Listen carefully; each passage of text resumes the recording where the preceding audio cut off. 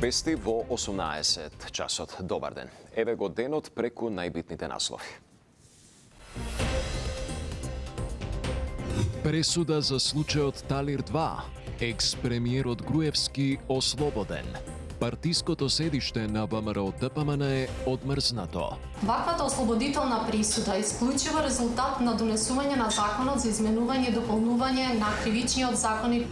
1 година условна казна за поранешната прва антикорупционерка Татјана Димитровска. Обвинителите задоволни што докажале вина. Одбраната најавува жалба. По бурната собраниска седница, новите министри ги преземаат функциите.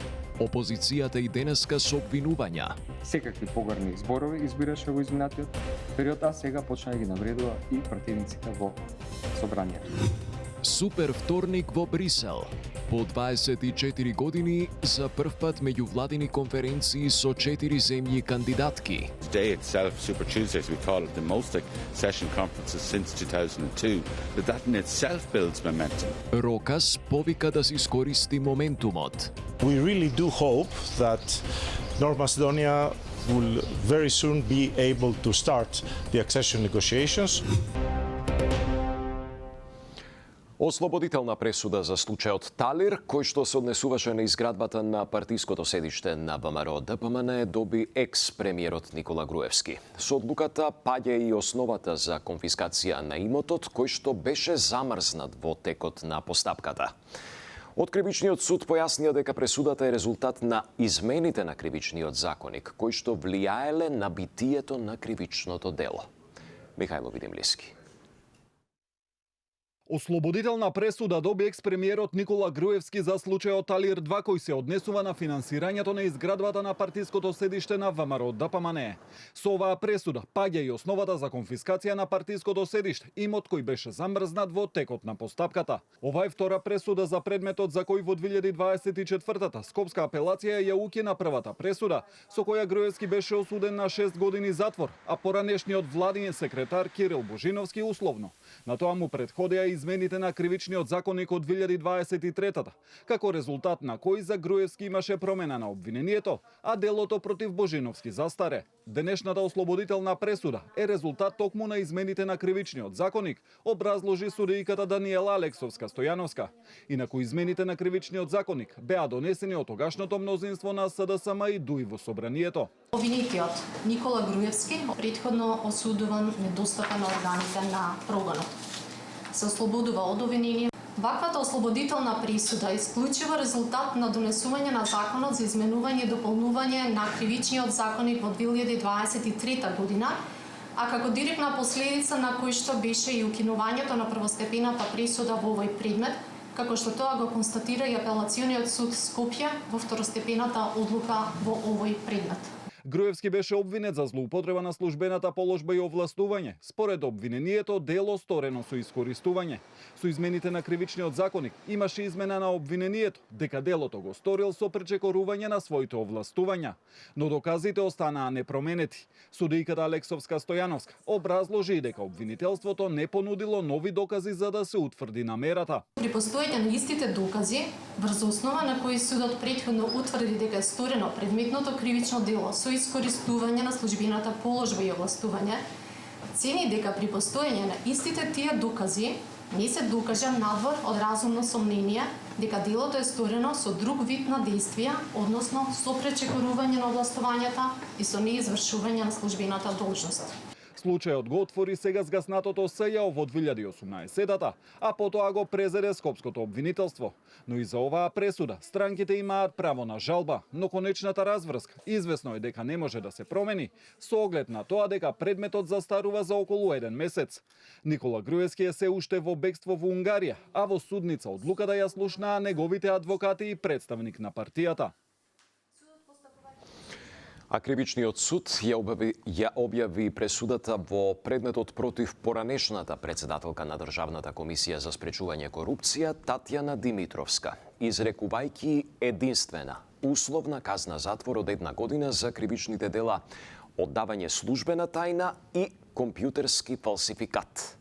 Дејан Трајковски. Условна затворска казна од 1 година ако стори кривично дело во следните 3 години, доби екс-председателката на антикорупцијска Татјана Димитровска, откако беше прогласена за виновна за оддавање на службена тајна и компјутерски фалсификат. Судот како тежнителна околност го наведе тоа што делата ги сторила како председателка на една од најважните институции за борба против корупцијата, а ја компрометирала и државната безбедност и го изиграла системот за да добие највисок безбедносен сертификат, што на крајот и изрече условна казна. За сторените 2 кривични дела на обвинетата Татјана Димитровска се утврдува единствена казна затвор во траење од 1 година, па согласно член 48, 48а, 49 и 50 од КЗ, судот на обвинетата Татјана Димитровска и изрекува алтернативна мерка условна осуда, така што утврдува единствена казна во траење од 1 година и истовремено се определува дека оваа казна нема да се изврши доколку обвинетата во рок од 3 години од правосудноста на пресудата не стори ново кривично дело. Предметните обвинители пак се задоволни што е докажана вина, а по однос на казната посочија дека очекувале ефективен затвор. Најавија дека дополнително ќе се признесат дали ќе поднесат жалба до апелација. По однос на видот и висината на казната, определена од страна на судот по однос на овие двајца обвинети, обвинителството ќе го почека писмениот отправок на пресудата и веднаш потоа ќе донесе одлука дали ќе поднесе жалба. По однос на ослободителниот дел, обвинителството не е задоволно. Во тој дел, обвинителството секако дека ќе поднесе жалба. Обвинителството смета дека апсолутно со презентираните докази докажа надвор од разумно сомневање дека обвинетата Билјана Петровска-Мантева го сторила кривичното дело оддавање службена тајна. И условната казна представува неуспех, порача адвокатот на поранешната антикорупционерка Владимир Туфекџиќ. Тој веќе најави жалба до апелацијскиот суд со цел, како што кажа, да се докаже невиноста на Димитровска.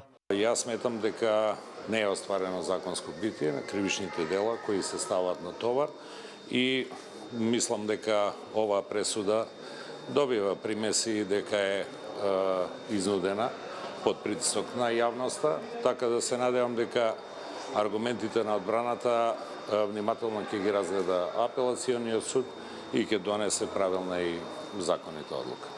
Второ обвинетиот, ревизорот Миле Столевски, кој го полагал безбедносниот сертификат во име на Димитровска, доби исто така условна затворска казна од 6 месеци.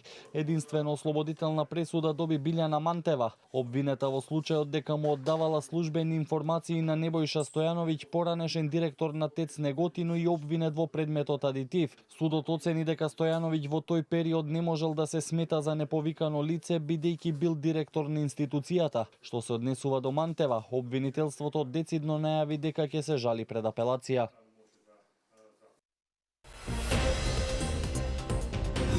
Груба политизација и напади врз владењето на правото. Уставен одговори на протестот за улиците во Тетово.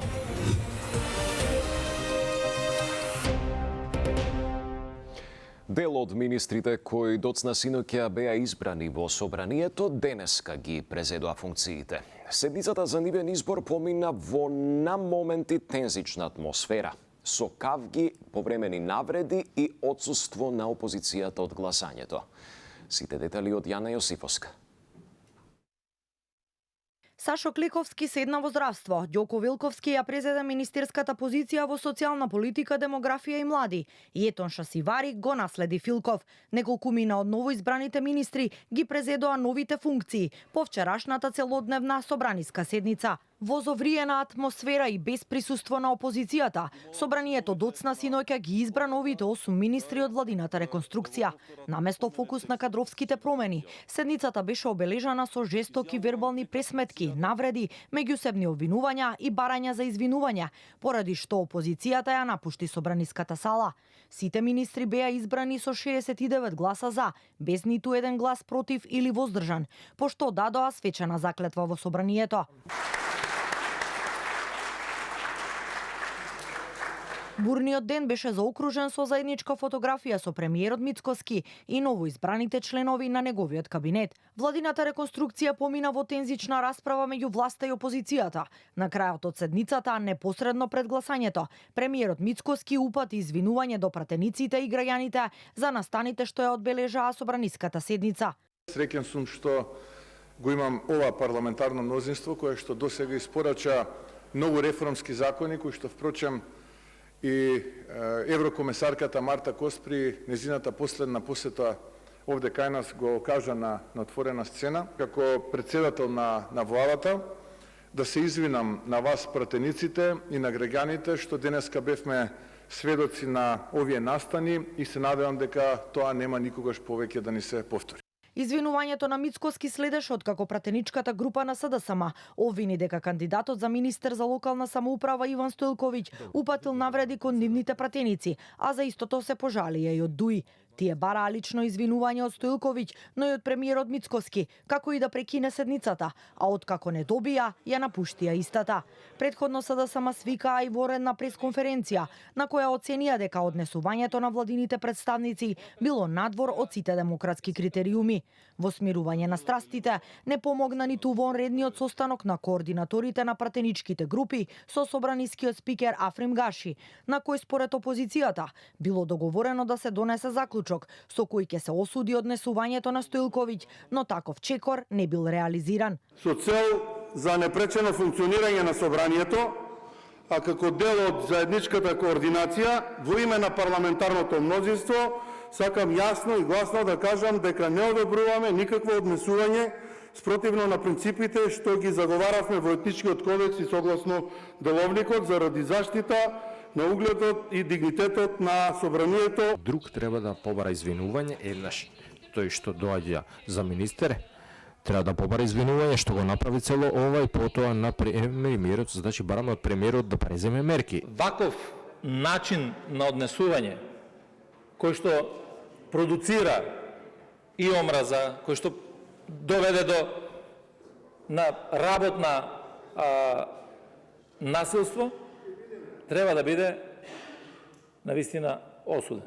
Очигледно е дека не сакате апсолутно да направиме чекор напред кон подобрување на целата ова состојба. По напуштањето на опозицијските пратеници, седницата продолжи, а во салата од оние што не се дел од парламентарното мнозинство, останаа само пратениците на левица, кои упатија критики за работата на владата. Непосредно пред гласањето и тие заминаа од собраниската сала. А по седницата за избор на новите министри и денеска не стигнуваат реакциите на опозицијските партии. Лидерот на СДСМ Филипче од партиското седиште повтори дека реконструкцијата според него нема да донесе подобар живот за граѓаните. Од ДУИ пак и денеска побара одговорност за наводни навреди. Андријана Лазова, Божиновска. Реконструкцијата е само ревидирана верзија на владата со заменети имиња на функциите кои нема да донесат подобар живот за граѓаните. На пресконференција упати остри критики до премиерот Мицкоски дека на вчерашната собраниска седница тој и староновиот министер Иван Стоилковиќ навредувале пратеници од СДСМ, а накрај Мицкоски имал изнудено извинување во празна сала. Вели дека политичката комуникација била спуштена на многу ниско ниво, а потегот на премиерот според него е формален обид за спас на политичкиот углед. Граѓаните ги нарекуваат талок на општеството, глодари, медиокритети, мекотели, секакви погарни зборови избираше во изминатиот период, а сега почна да ги навредува и пратениците во собранието. И ке беше културно и достоинствено ако се извинеше. Но тој само создаде привид, се извини во празна сала, кога опозицијските пратеници ја напуштија салата, само тоа, туку така да направи еден политички театар. Едно срамежливо, изнудено извинете. Меѓутоа, тоа не може да ги избрише навредите и неговиот начин на однесување. Реакција има и од ДУИ, кои денеска побара одговорност за, како што велат, навреди кон претеничката од нивните редови Арбана Пашоли. Случувањата на вчерашната седница не биле случаен инцидент, туку скандал за кој треба да има разврска. ДУИ изразува целосна солидарност со пратеничката Арбана Пашоли и бара итна политичка одговорност. Премиерот не може да молчи пред таквото однесување, бидејќи молчењето значи одобрување. Владата на ВМРО Влен знам мора да разјасни пред граѓаните дали говорот на омраза, навредите и понижувањето на пратениците албанци се нејзин нов политички стандард, велат од партијата на Ахмети. За какви навреди конкретно станува зборот, партиите не открија. Новиот клинички центар останува меѓу клучните приоритети, порача министерот за здравство Клековски по преземањето на функцијата. На пресконференцијата тој даде и отчет за сработеното во Фондот за здравство. Повеќе од Сања Трајковска-Ставров. Азир Алијови официјално му ја отстапи министерската фотелја на досегашниот директор на фондот Сашо Клековски. Дел од 5 столба на Алију ќе останат приоритети како што е изградба на нов клинички и покрај личниот став дека не се потребни нови згради, туку ефикасна регионализација, потврди Клековски на последната пресконференција, што тој ја одржа како директор на фондот. Тој вели дека нема да запре дигитализацијата, но за тоа дали во сите државни болници лекарите ќе се евидентираат со отпечаток од прст наместо со картичка, Клековски вели дека ќе разговара со директорите за методите на евиденција и контрола. Ово не се лични функции, ово се државни јавни функции. Не имаме програма на владата, регионализација, Штип Тетово Кичево и клинички центар да се остануваат меѓу приоритетите на се во приоритетите на владата и секако ќе станат мои приоритети. Клековски е задоволен од сработеното за време на изминативе 2 години во фондот. Вели дека е горд што постигнал повеќе од половина од она што било планирано, како што е проширување на позитивната листа, зголемување на платите и повеќе пари за болниците. Но како незавршени ги остава е-рецепт кој не функционира во целост, но и најавата дека секое дете треба да добие право на свое име, да има осигурување од државата, без разлика дали родителите му се осигурени или не. Дали сум задоволен? Да. Дали можеше повеќе? Да. Морам да кажам дека меѓуинституционалната соработка е доста спора. Скоро сите работи што сакате да ги поместите надвор оперативно ниво, барат некоја меѓуинституцијска соработка и таа доста споро се одвива. Од банален проблем имаме подрачната служба во Делчево е под кирија, има празен простор во здравствениот дом, 1,5 година ни требаше да ги поминиме сите неопходни процедури. За безмалку 35 години независност, Министерството во просек добивало нов министер на секои неполни 2 години, поточно на околу 1 година и 8 месеци. 20 различни луѓе го раководеле Министерството, а поради двата одделни мандати на Арбен Таравари, Клековски стапува на функција како 21 министер поред.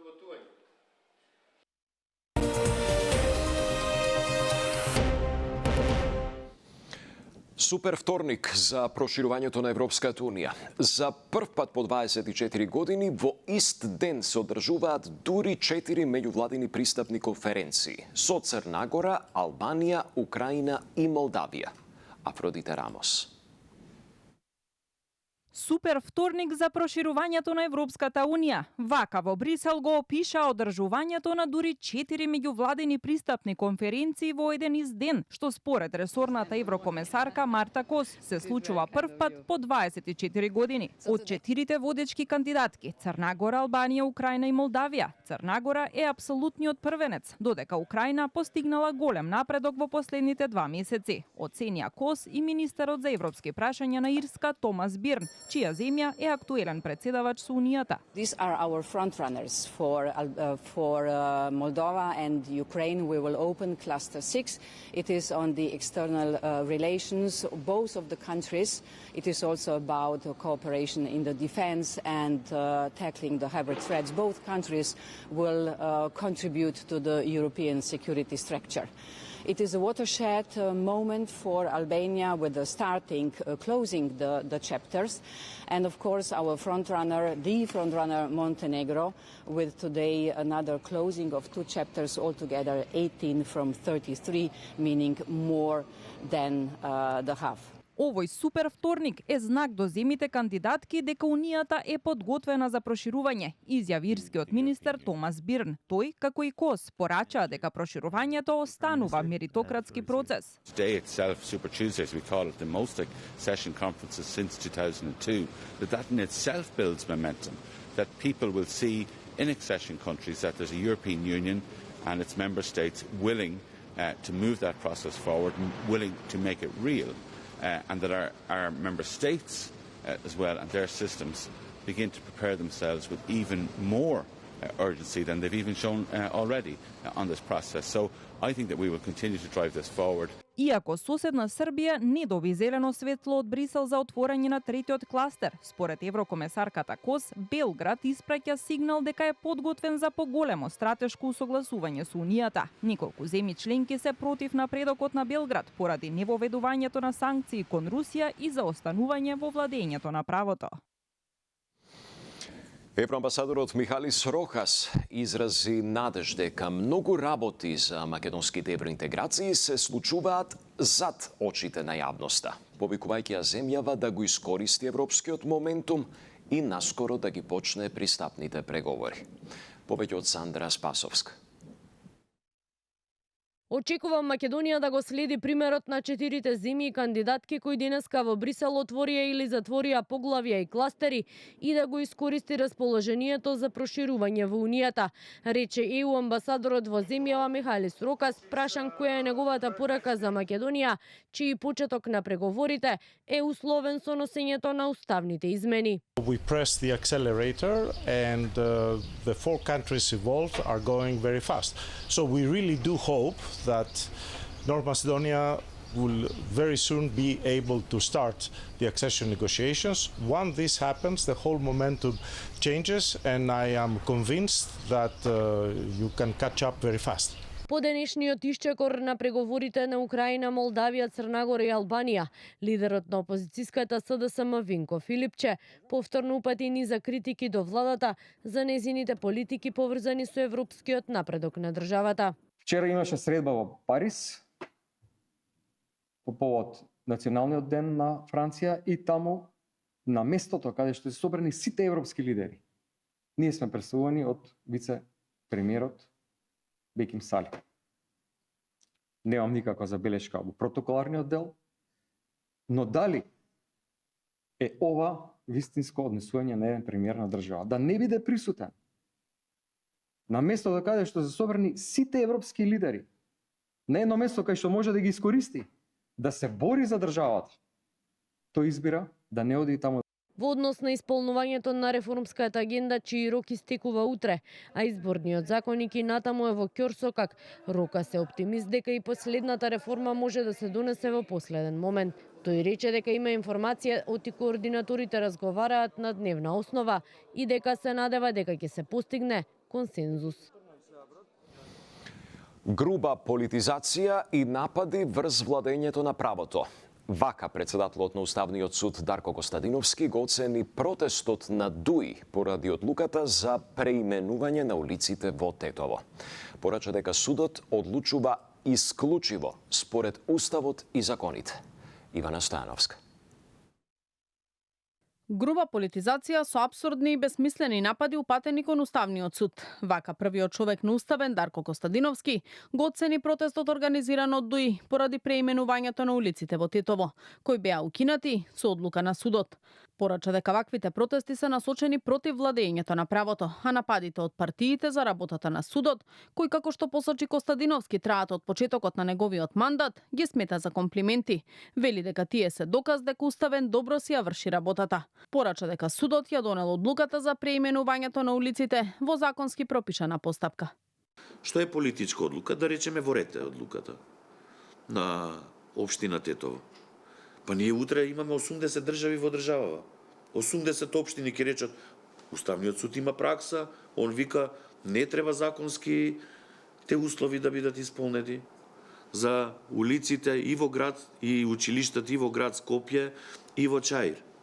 Како тогаш Уставниот суд рекол не поведува постапка. Зашто? Затоа што е запазена законската процедура. Тогаш што сум бил проалбанец? На еден од тие предмети ја бев судија известител. Што бев тогаш? Проалбанец, ама сега за Тетово сум антиалбанец. Уставниот суд, како што најави Костадиновски, наскоро ќе разгледа иницијативата за намалените плати на јавните обвинители. Според него, нивните примања треба да бидат усогласени со нивниот статус, обврска и должности. А за ниската доверба во правосудството, Костадиновски прстот го впери во дел од обвинителите и судиите, но и во извршната власт и нејзината, како што рече, супериорна надмоќ над другите власти, како и во ниската политичка култура. Мој личен став е не кажувам за судот, мој личен, како Дарко Костадиновски, дека со децении наназад во оваа држава сме имале супер надмојк на извршната власт врз сите други власти. И таа аномалија, која веќе ја имаме децении, со децении, нус продуктите од таа аномалија ги сведочиме денес. За начините на зајакнување на довербата во правосудството ќе се разговара и на меѓународна конференција на Балканскиот форум на уставни судии, со кој во изминатата година председава Македонскиот уставен суд, а на која ќе бидат споделени искуствата од над 30 земји.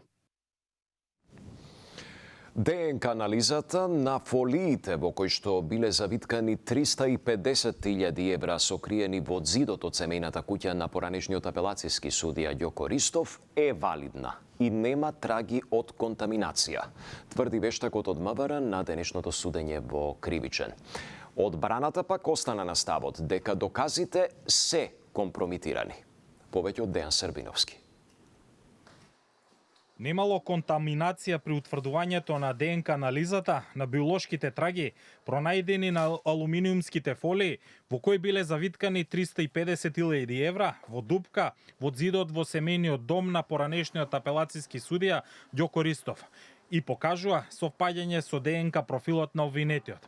Ова денеска пред судот го истакна вештакот на МВР Ана Лалеска, оценувајќи дека анализата е изработена согласно сите пропишани процедури и дека резултатите се веродостојни. Со ова практично и падна одбраната на обвинетите кои тврдеа дека додека се прибирале материјалните докази на вештаците, им била скината ракавицата и со тоа бил контаминиран доказот, односно ДНК на Ѓоко Ристов. Добиваме брисеви подигнато од друго оделение, означени со баркодови и ги ставаме на ДНК анализата и на крајот исклучиво според ДНК профилот донесуваме стручно мислење. Заклучокот кој го донесовме е дека обезбедените траги го имаат профилот на Ѓоко Ристов. Расправата ја обележа и тензии меѓу обвинетелката Искра Хаџивасилева и бранителот на Ристов, адвокатот Звонко Давидовиќ, поради честите приговори, пошто судот ги предупреди дека ќе бидат отстранети од судницата доколку продолжат со меѓусебните расправи. Самото повикување на вештаците по наша оцена беше безпредметно, бидејќи од нив не добивме никакви нови факти. Се што е нотирано во однос на овој доказ е нотирано во писмените извештаи кои овие вешталици ги прават. Одбраната пак уште еднаш го оспори начинот на прибирањето, чувањето и вештачењето на доказите, посочувајќи дека дополнително е спорно што се анализирани парчиња од алуминиумска фолија, а не само парите. Што како што истакна одбраната, можно е да имало контаминација од трето лице на доказите. Вештакот може да каже дека не е компромитирано, ама во својот исказ каже дека не знае каде е чувано, сведоци сте, не знае како е транспортирано и не знае начинот на кој е земен брисот, а он работа само на брисот. Па тоа покажува дека неговиот одговор и не е многу валиден. Ѓоко Ристов е обвинет за перење пари и прикривање имот, откако при претез во семена куќа во Неготино беа пронајдени 350.000 евра скриени зад куински плочки. Од иницијативата Стоп за усје, попладнево беа на средба со министерот за животна средина Мухамед Хоџа, која како што оценија потоа била позитивна во насока на изнаоѓање некакво решение. Средбата ја оценуваме како позитивна затоа што прво ја имавме таа средба, нешто што го баравме долги месеци и беше некој почеток на комуникација што се надеваме дека ќе остане така понатаму. Околу барањата, главно ние им ги кажавме околу интегрираната дозвола да биде по ЕУ стандарди, дека очекуваме гасификација на фабриката и мерни станици, односно ЦЕМ систем кој 24/7 во реал тајм ќе го мери загадувањето на самата фабрика. Околу тоа ни кажа дека интегрираната дозвола повторно ќе биде по ЕУ стандарди, чекаме тоа да го видиме, околу гасификација дека ќе разгледаат, а дека околу ЦЕМС, односно околу мерењата ќе бидат 24/7, односно ќе може да се види во реал тајм загадувањето, секој може да го види, секој граѓанин да го види. НЛБ банка и Прагма продукција денеска го официјализираа партнерството за престојната летна концертна сезона. На заедничката пресконференција ги најавија музичките настани што ќе одбележат летната програма, како и ексклузивните поволности што ќе бидат достапни за клиентите на НЛБ банка, со посебен акцент на пакетот НЛБ Next, наменет за младите. На пресконференцијата присуствува и членовите на дуото Дупер и Сладкаристика, кои ги најавија предстојните настапи и ја поздравија иницијативата за поддршка на домашната музичка сцена. Ова партнерство е многу повеќе од музички настани. Тоа е начин да создадеме искуства, да се поврземе со заедницата и да бидеме дел од она што на луѓето на вистина им значи. Концертната сезона опфаќа 8 музички настани на регионални и домашни артисти, за тоа ќе раскаже подоцна Кристијан, кој што е практично осмислена да подони содржина за сите генерации на публика, а она што нас дополнително ни е драго, што даваме поддршка на македонската музичка сцена, која што е исклучителен важен сегмент од културата во земјава. Оваа сезона е нашата најамбициозна сезона оваа година, со 4 големи концерти на стадион и со повеќе од 10 концерти во Античкиот театар во Охрид. Така да тоа сигурно не би било доколку немаме вакви партнери кои што ја примија нашата идеја, ја сватија и не поддржаа во се што замисливме. Тука завршуваме, само вистина следува во продолжение на Канал 5. Пријатна вечер.